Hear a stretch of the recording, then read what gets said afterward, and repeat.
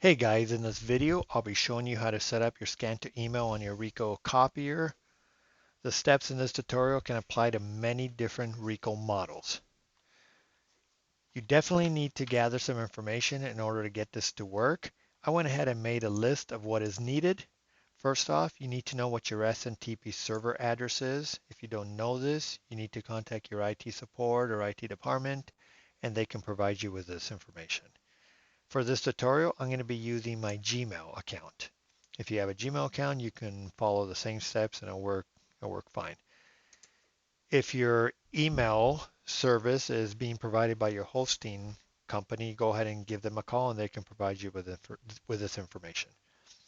You also need to know what your SMTP port number is, your email address, your password, your DNS server, and IP address of your copier. You need to assign your copier an IP address. So once you have this all completed, we can get started. I recommend opening up Chrome. I like using Chrome. It's flawless. Internet Explorer sometimes gives us some mysterious issues, so I don't use an Internet Explorer anymore. So if you don't have Chrome, just download it. It doesn't take that long. Once you open it up, go ahead and type in the IP address of your copier.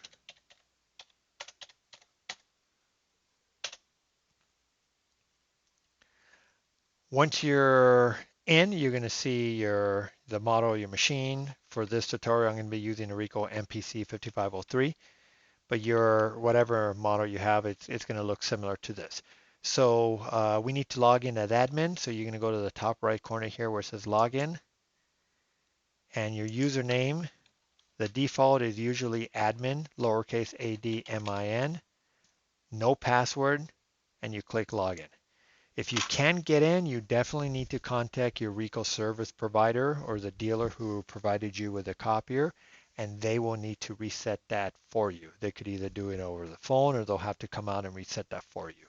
So if you can't get in, you're not going to be able to continue. You definitely need to log in as admin in order to get this done. Once you're logged in, you're going to put your cursor over the device management section. You're going to move over to configuration. You're going to click on that. Sometimes it takes a while to open it. You don't have to double click. It'll eventually open. First thing that I like to do is type in or put in my DNS server. If you don't put in your DNS server, you could spend hours at the machine frustrated trying to figure out why it's not working. A lot of people make this mistake. They forget to put their DNS server. It's required in order to get scan to email to work. So that's the first thing I like to do. So I come over to the IPv4 section here. I click on that. Again, you got to wait. So you're going to come down over to the details section where it says DNS server. You could either do your auto obtain through a DHCP. I like to specify it. Actually, at first, I like to obtain it. As you can see here, the machine obtained it automatically. But if you want to skip the step, you can just click on specify. I like to use Google's DNS server, server 1 and 2, which is, as which you can see here, 8.8.8.8. And for the secondary DNS server, Google's secondary is 8.8.4.4. You can put them both there. If one doesn't work, the other one will pick up. So we, I like using Google's because it's solid and never changes, and it's just solid. So as you can see here, I have three. I have my own DNS as well as Google first and second. So once you have that, you're good to go. You're going to hit OK, and this is where your machine's going to reboot. The controller, I should say, is going to reboot. It's like turning off your computer. So sometimes you're going to get a message that it says not available or not working. You just got to wait for it to reset. So just keep hitting your reset button and then it's going to come back on. So once you have that completed, you're going to go back over to, you're going to put your cursor over device management, come back to configuration. And now we're going to, as soon as this opens up, we're going to come down to where it says email. And this is where you're going to put all your information that I told you that you need to gather, which is this list right here. So first off, you're going to put your administrator's email. This has to be a good email. I'm going to be using my Gmail address, which you can see here. I already typed it in, but I'll go ahead and type it in again.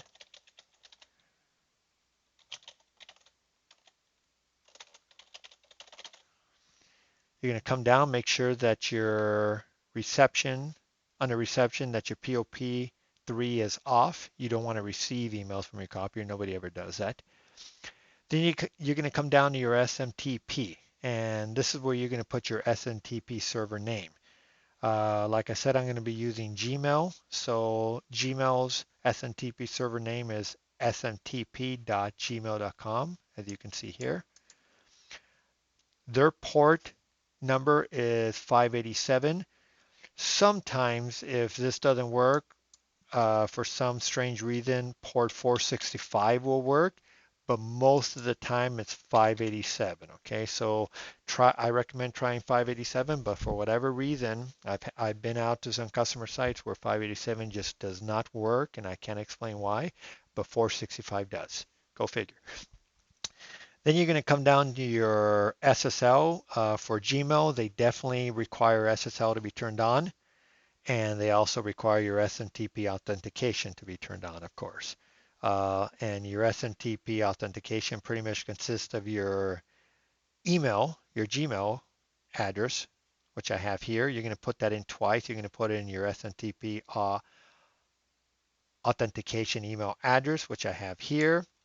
And also you're going to do it again on your SMTP username, which is going to also be your Gmail email address. Then you're going to come down over to your SMTP authentication password. You're going to click change, and you're going to type in, as soon as this opens, you're going to type in your Gmail password. So I'm going to go ahead and do that.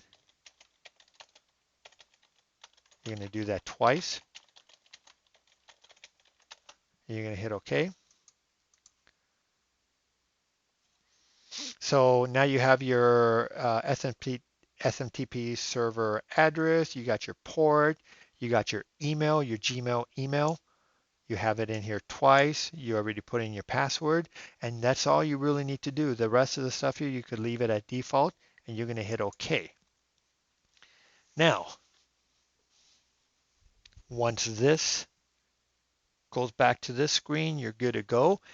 Now you're going to hit the back button, and this is where you start putting in all your email address. So for all your coworkers, whatever email address you want to send to.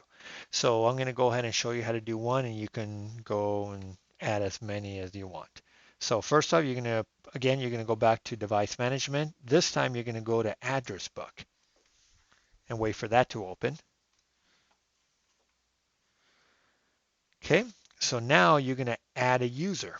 So this is where you're going to add all your email addresses where you want to send to. So if you have 10 workers in your office, you're going to do this 10 times. You're going to put all their email addresses.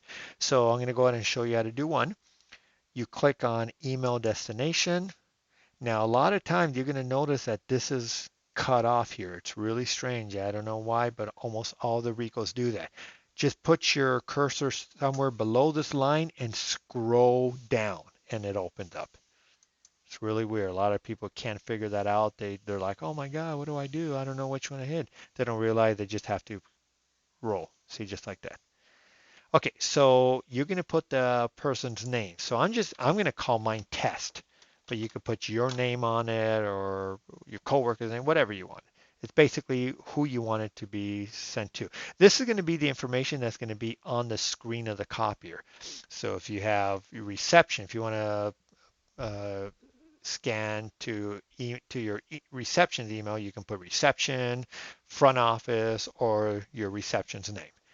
So this is required, and then the key display is basically what you want it to show when you walk up to the copier. So I typically put the same name. That way you know if it's Paul, you want to put Paul. And then you're going to, most of the time it's already added to the frequent list. You want to make sure it's on. And that's kind of like the shortcut. When you walk up to the machine, it's going to be on your shortcut list. Again, put your cursor below the line, scroll down, go to next. There's a little delay on mine. Okay, and you're going to type in, I already typed in my email address there, but you just type in your destination email. There you go. And make sure you click on register as both the destination and the sender. That way, when you receive the email, you can forward it to someone, and it's going. When you receive, I should say, when you receive the email, it's gonna show this name, which makes it easy for you to just forward it to somebody, and they know it's coming from you, rather than have to go and highlight it and change the name. So I recommend uh, clicking on register as both destination and a sender. Again, put your cursor below the line, go to next, and you are done. So you now have, as soon as this moves over, oh, actually you got to do one more, I'm sorry. So hit OK and you're done. So this is kind of like to confirm that you have the right information. So there you go. You have your first email, and then you can continue. You can go endless, hundreds, thousands, as many as you want. So there you have it. Now, one thing I definitely need to point out is when it comes to Gmail, they're very, very secure. So you have to make some changes on the back end of your Gmail. Okay, so follow with me here. You're going to open up your Gmail. I have mine open up here. What you're going to do is you're going to come over here where you usually have your initial. You're going to click on this. You're going to go to manage your Google account. And you have to go over to security. Click on security, and then you're going to scroll all the way down. You need to make sure that your less secure apps access is turned on. That you're going to get a little message that says it's recommended to keep it off, but don't worry about that. You're just using the Copier to send out. If you do not have this on, you are not going to receive an email. I'm just telling you, you're going to kill yourself. You're going to rip your hair off. It's just not going to work. So you definitely need to make sure that you have less secure apps on. Another thing to look for is once you turn this on, of course, that's all you need to do, and you can just go back to home. A lot of times when you try to scan from your copier the first time, you will receive a email that lets you know that it detected somebody else trying to use your email. So you have to wait in order for it to, you got to wait to receive the email in order for you to give it permission and say, yes, it was me. So you got to come back to your email account, and as you can see here, it lets you know there's a critical security issue. What you need to do is you need to check availability and pretty much say, yes, it was me. This is a message you will get. So you definitely have to click, yes, it was me, um, and you're good to go. So if you don't, sometimes, like I said, you have to wait for that email to come in. Sometimes it'll take up to 5 minutes, believe it or not. Usually it's quick, but sometimes it takes a while. So you have to do that because Gmail is real secure. That's why I also like to use my email outgoing server from my hosting company. A lot of times they don't even use SSL, and I mean, I don't know. I'm not recommending not to use SSL, but you're just scanning to yourself, so it's not like a big deal. So it's up to you, whichever server you want to use. So that's all you need to do, guys. So if for whatever reason all the steps that I showed you do not work, then it sounds to me you need to call your Ricoh service provider, and there's a possibility you might need to update your software, your firmware on your copier. If your copier hasn't been serviced in a while, Windows and Gmail does come out with updates, and pretty much you have to keep your copier updated in order for your scan email to work. So hope you enjoy this video, and good luck, guys.